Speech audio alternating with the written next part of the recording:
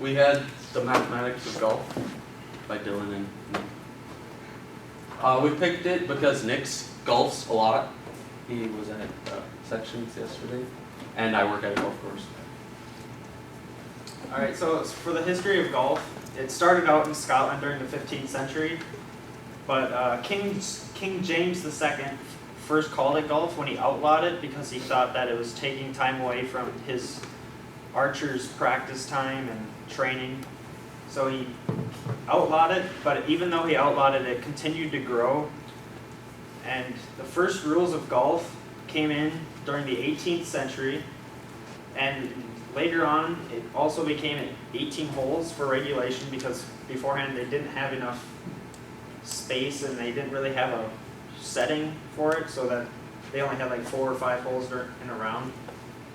And then it first came over to the United States in the 19th century, and then that is also when it became a professional sport. So these are some of the big players in golf over the years.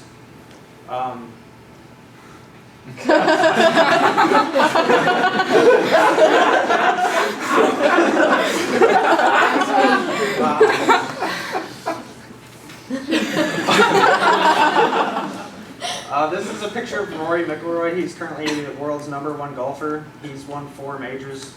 Tiger Woods, obviously big golfer. He's got the 2nd most wins in history, and Sam Snead currently holds the most wins in golf history on the PGA Tour.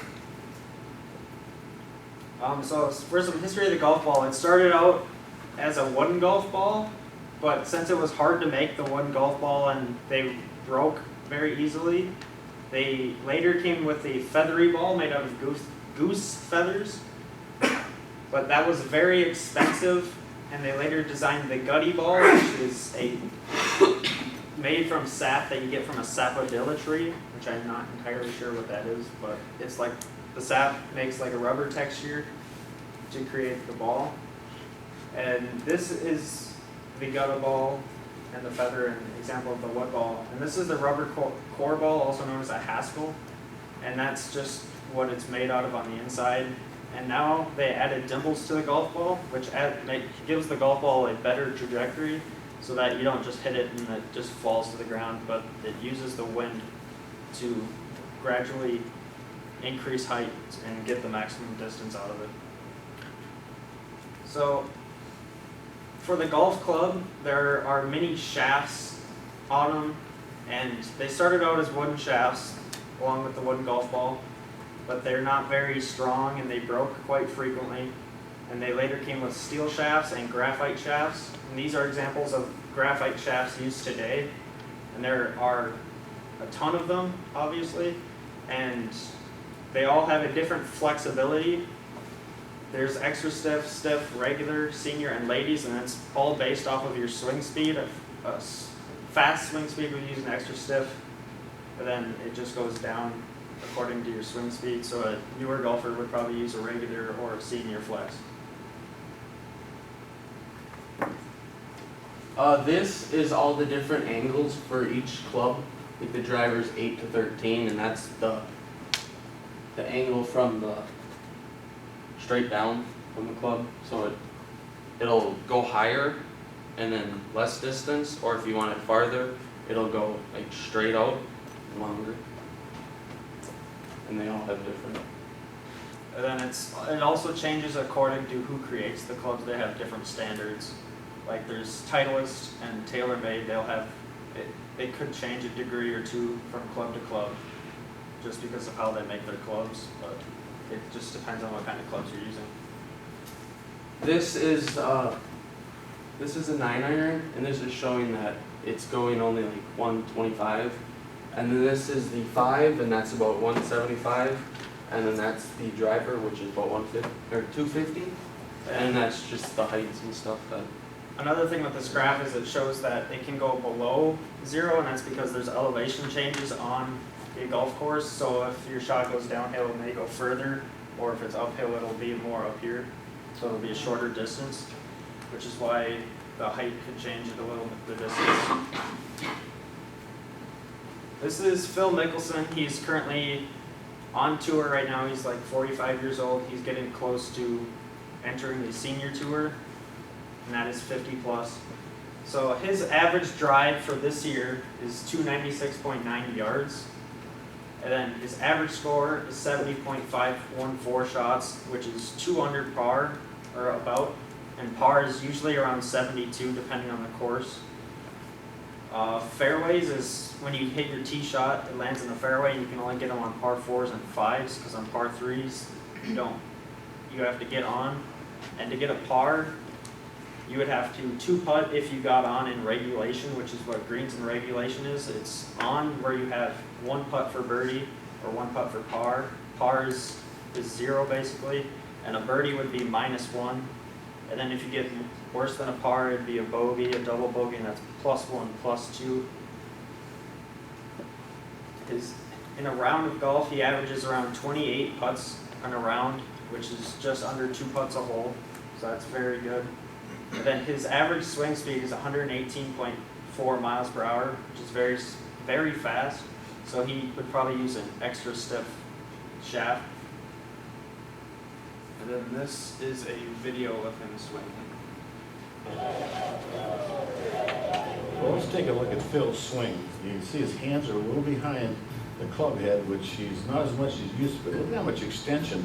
Look at how that straight left arm pushing back to the right is pulling the shoulder, and then he should stop it right there, but no, Phil likes to go a little longer. But man, watch at the bottom how he releases everything to straight, right there. You saw everything was right straight there, and you can see the follow through and the energy that he used. A big full follow through for a guy in his 40s, that's pretty impressive. For that, they find the swing speed with cameras. Like slim cameras. And they use like something like Tracker. You all know what that is. And then we're going to compare my swing and stats compared to his. So my average drive is around 275 yards. Of course, that's not quite as accurate because I don't have all the fancy materials to track all of that. And my average score this year was based off of my 12 rounds that I've gotten in at my home course, which is a 79.583. I hit 48.1% of the fairways that I've on the par 4s and 5s, and the greens I hit 54.6%. In an average round, I get about 33.8 putts, which is 5 strokes worse than what Phil gets, so there's obviously room for improvement there. And then for my average swing speed, we tried to figure that out because I don't have their fancy $20,000 system to track all that. So we found some information online to figure out the average swing speed. You just take your average drive, which was 275, and then we found 2.57. It's a driving efficiency. That's the yards per second or something like that. And then that will be your swing velocity. And we found Nick's to be 107 miles. And then this is a video of my swing.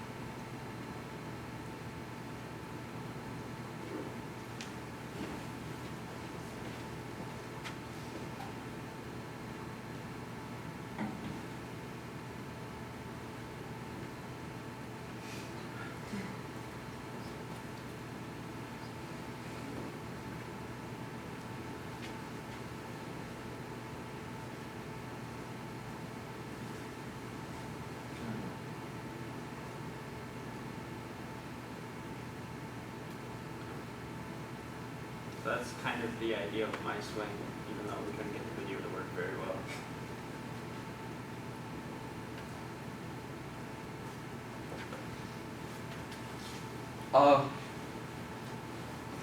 all of you should know that they use golf balls to play golf.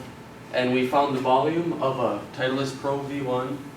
To do that, we found the radius, which was 21.35 millimeters. And then we just put it into the volume formula, and we got 40,764.512 millimeters. For the history of volume, it was discovered by Archimedes, and he discovered it was volume equals 4/3 pi r cubed, and he said it was his greatest mathematical achievement that he ever had, and he put it on his gravestone as a sphere within a cylinder. Since I work at a golf course, I sometimes have to empty this ball machine if like something gets stuck in it. And I was wondering how long it would take me to do that if it was completely full. So I got a bucket, and I timed how long one bucket would take to get out of there. And the bucket's 25 balls. And that was 4.9 seconds. And then it was 5.102 balls per second. So then I found the capacity of the container, and that was 10,000. And then I found it to be about 32.667 minutes to empty it, if I had to. And then the history of rates, it's just to compare two numbers. They're used everywhere. Like your heart rate, banks use like mortgage rates, loan rates. They have all kinds of them. And then airplanes used the oxygen levels in there. They found a rate with that. And then stores have like tax rates. In the government, they find like literacy rates, poverty rates, all kinds of rates with the population. Another thing I do at the golf course is I have to put carts away. So I was wondering, would it be quicker to put like, bring one down there, wash it, clean it, and then park it away? Or do like several at a time that way? Like go park them all by each other and then wash them all out and park them all. And then I time myself doing that. And if I'm gonna do one at a time for 4 carts, it was 8 minutes and 15 seconds. So 2 minutes and 0.063 minutes per cart. And if I'm gonna do 4 at a time, like bring 4 down there and wash them, it took me 7 minutes and 30 seconds, which is 1.875 minutes per cart. And then I took the total number of carts, which is 45. Sometimes we have more if there's a tournament, but on an average day it's just 45.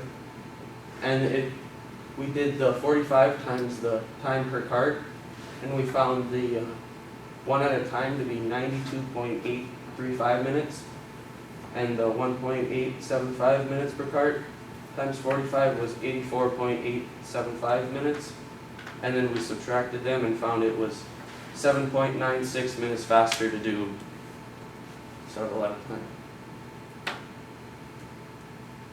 And then we sell memberships, so that's if you want to come golf a lot, you pay $1 every time, and that's just to keep track of everyone. Our memberships for a single family, about the age of 45, around there, that's $1,045, and plus your $1 every day from golfing. Or if you're just going to come golf 9 holes, it's $19.24, and that's every time you come golfing. So, and then we put them in our calculator and found if you golf more than 85 times in the season, which is from whenever the course opens up till I think November, if you golf 85 times, you get your value of it. Or 58 times.